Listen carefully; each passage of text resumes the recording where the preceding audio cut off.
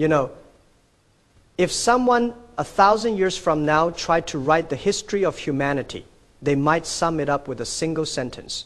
We were the species that almost didn't make it, not once, not in some distant sci-fi future, but in a real, documented, utterly harrowing moment about 70,000 years ago. At one point in that long, frozen nightmare, the entire global population of breeding Homo sapiens collapsed to just around 1,000 individuals.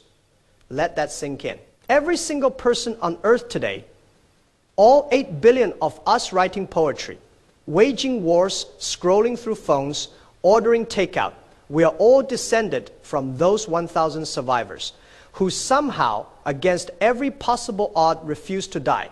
So what exactly happened? What pushed our ancestors to the very edge of the extinction cliff? And what miracle did those 1,000 people pull off to keep the human flame from going out forever? Today, we are going back to the day our species came closest to the end, to examine the most brutal survival game in evolutionary history, and the breathtaking scar it left deep inside your genes. To understand that near-death moment, we first have to travel back to a time long before cities, long before agriculture, long before anyone had the luxury of wondering about the meaning of life. Roughly 74,000 years ago, our ancestors were already walking upright, already using tools, already speaking in complex languages. They had already begun their great migration out of Africa, small bands of hunters, gatherers venturing into the Middle East, into Asia, perhaps even peeking into Europe. They were, by any reasonable measure, a success story in progress. And then, in the geological blink of an eye, the world turned against them with a violence that is almost impossible to imagine. The culprit was a mountain on the island of Sumatra. In what is now Indonesia, a supervolcano named Toba had been building pressure for hundreds of thousands of years.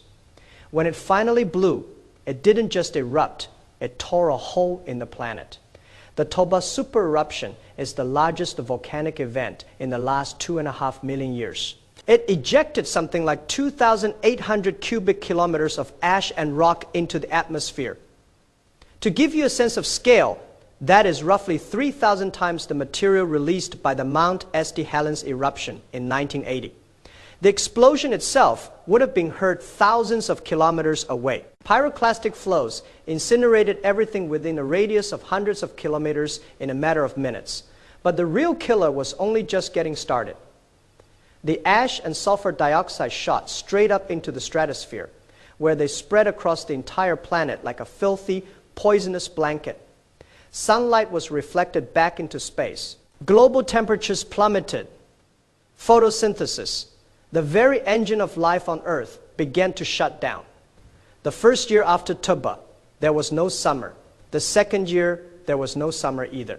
According to some climate models, this volcanic winter may have lasted a full decade, and the broader cooling trend may have dragged on for 1,000 years. Imagine living through that. Imagine being a hunter, gatherer whose entire existence depends on knowing when the berries will ripen and when the herds will pass through, and then watching as the sky turns gray, the plants wither, the animals vanish, and the cold creeps deeper into your bones with each passing season.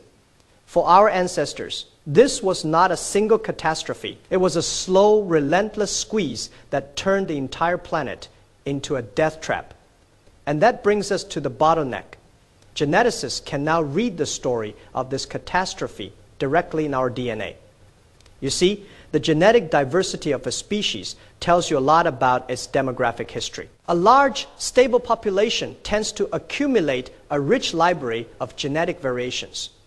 A small population, on the other hand, loses variation with every generation, like a photocopy of a photocopy slowly losing detail.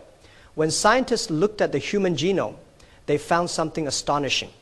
Our genetic diversity is shockingly low, far lower than that of our closest relatives, the chimpanzees and gorillas. Even though there are 8 billion of us scattered across every continent, genetically speaking, we are more similar to each other than 2 groups of chimpanzees separated by a river in Central Africa. This low diversity makes no sense unless, at some point in the recent evolutionary past, our species experienced a catastrophic population crash. By tracing back the lineages of mitochondrial DNA and the Y chromosome, researchers have pinpointed that crash to a window roughly 70,000 years ago. The effective breeding population, that is, the number of individuals actually producing offspring that survived, collapsed to somewhere between 1,000 and 10,000 people.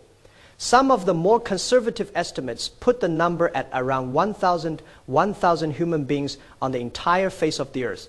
To put that in perspective, that is fewer people than you would find in a single large high school. That is the entire future of humanity, crammed into a handful of hunter-gatherer bands huddled in whatever refuges still offered a few scraps of food and water. Where were those refuges? The evidence points to Africa. While the volcanic winter gripped the planet, the most habitable zones for our species were likely the coastal regions of southern Africa and a few pockets in East Africa. Archaeological records show that at sites like Pinnacle Point in South Africa, people were exploiting shellfish, hunting small game, and using fire to keep warm. These coastal caves may have been the literal cradle that held the last remnants of our species. Shellfish, in particular, may have been a lifeline. Unlike plants or large game, marine resources are relatively resilient to climate cooling. The ocean still produced mussels and limpets. The tidal rhythms went on, and the people who knew how to harvest those resources survived, while countless others starved.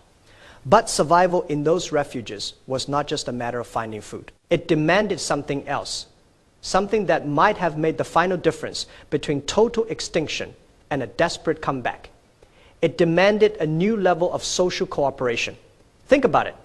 A band of 1,000 people scattered across isolated caves could not afford the luxury of selfishness. Every calorie had to be shared. Every piece of knowledge, which tide pool held shellfish, which root was edible, which trail led to fresh water, had to be passed on. If a band fell into infighting, if they hoarded food from one another, they simply died out. The Toba bottleneck didn't just test our physical endurance. It tested our ability to trust one another. The tears, the social signals, the bonds of kinship we talked about in earlier episodes, all of that was forged and reforged in the crucible of this near-extinction event. The 100 people in that cave were not just a group. They were a single organism fighting for its life. And every individual's survival depended on the survival of the whole. As the centuries passed, the volcanic ash slowly settled. The skies cleared. The planet began its long, slow recovery. Grasses returned. The herds crept back, and the 1,000 survivors and their descendants emerged from their coastal refuges into a world that had been emptied out and then refilled. But the world they found on the other side was not the same world their ancestors had known before Toba. The climate was still unstable. The megafauna, the giant herbivores that had once been prime hunting targets, had been decimated. And the human survivors themselves were different. The bottleneck had passed them through a genetic sieve. Many traits had been lost, but some traits, by pure chance or by selection, had been amplified. Some scientists speculate that the cognitive abilities we consider uniquely human, our capacity for abstract thought, for long-term planning, for symbolic art and language, may have been pushed to new heights by this crisis. The survivors were not just the lucky ones. They were the ones who could imagine a future beyond the next meal. They were the ones who could tell stories around the fire about a time when things were better, and who could use those stories to inspire hope.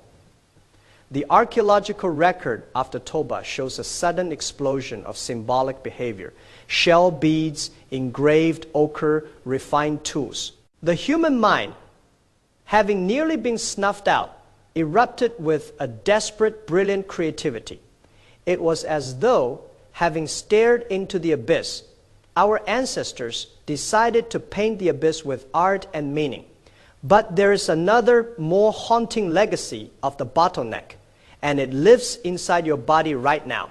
Because the population crashed so low, certain genetic vulnerabilities were accidentally cemented into the human gene pool. Harmful mutations that would have been purged by natural selection in a larger population survived simply because there weren't enough genetic alternatives to replace them. We see the fingerprints of this in the many genetic diseases that afflict our species. We see it in the strange fragility of human reproduction, the high rates of miscarriage, the bewildering complexity of our immune systems that sometimes seem to attack our own bodies. These are all, in a way, ghost stories from the bottleneck, scars carried forward through 1,000 generations. Yet here we are, we made it. And that is the single most extraordinary fact of human existence. For all our intelligence, for all our technology, we were once one bad season away from being a footnote in the fossil record. The people who survived Toba did not have bronze or iron. They did not have writing or the wheel. They had fire and stone and bone and, above all, each other. They passed on not just their genes, but their resilience, their desperation, their fierce, unreasonable will to continue. And so, the next time you feel overwhelmed by the state of the world, the next time you read a headline that makes you think humanity is doomed, remember that we have already been through something far, far worse. We have already been reduced to 1,000 souls shivering in the dark, waiting for a dawn that must have felt like it would never come. And yet the dawn did come. And those 1,000 souls, whoever they were, whatever languages they spoke, whatever gods they prayed to, they held on long enough to pass the torch to us. Every laugh you hear, every song you love, every act of kindness you witness traces its lineage back to that moment. We are the children of the bottleneck. We are the species that almost died but chose instead to live. And that, perhaps, is the truest definition of what it means to be human. What do you think our ancestors felt when they looked up at that ash-blackened sky? Do you think they could have imagined the world we live in now? And if humanity faced another bottleneck, not a supervolcano this time, but something of our own making, do you think we would come together the way they did? I'd love to hear your thoughts in the comments. If this story of survival moved you, share it with someone who could use a reminder that our species has been through the worst and still found a way to endure. Subscribe for more stories about the incredible hidden history inside your own body, and I'll see you in the next episode.